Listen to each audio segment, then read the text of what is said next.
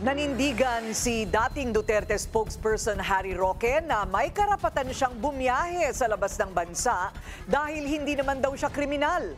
Pero giit ni Senador Risa Hontiveros, krimen ang pagtakas ni Roque sa congressional summons. Nagbabalik si Hannah T.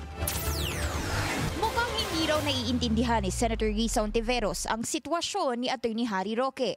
Ayon yan mismo sa dating Duterte spokesperson. Matapos tanungin ni Hontiveros sa Bureau of Immigration sa isang Senate probe kung nasaan na si Roque. Depensa ni Roque, hindi raw siya tumatakas sa batas. Wala rin daw warrant of arrest o hold departure order laban sa kanya, kaya't may karapatan daw siyang magbiyahe.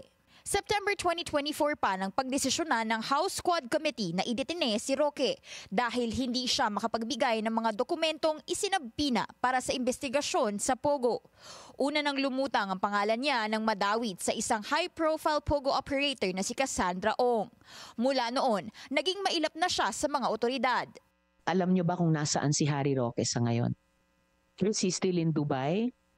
November 2024, naghain si Roque ng counter-affidavit sa Abu Dhabi para idepensa ang sarili sa qualified human trafficking complaint na isinampa ng PNP-CIDG kaugnay ng natuklasang trafficking sa isang Pogo hub sa Porac, Pampanga. The last information that we had against on the couple, the Roques, umalis po ng Singapore yung wife and then nagbound for Dubai.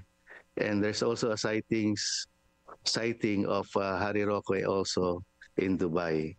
Lumabas sa hearing na pagkatapos ng Dubai na malagi pa si Roque sa Shanghai ng isang araw bago tumuloy sa Macau. Sinubukan din daw ni Roque na lumipad mula Japan patungong US pero hindi siya pinayagang makasakay ng eroplano.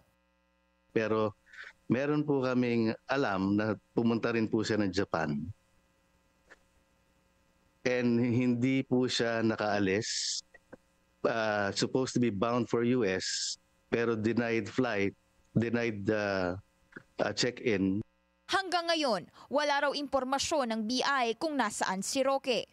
Habang iniimbestigahan ang kanyang mga paggalaw, active si Roque sa social media at walang humpay sa pagbanat sa administrasyon. Sabi pa niya, huwag daw maniwala sa fake news laban sa kanya. Agad namang bumuelta si Hontiveros.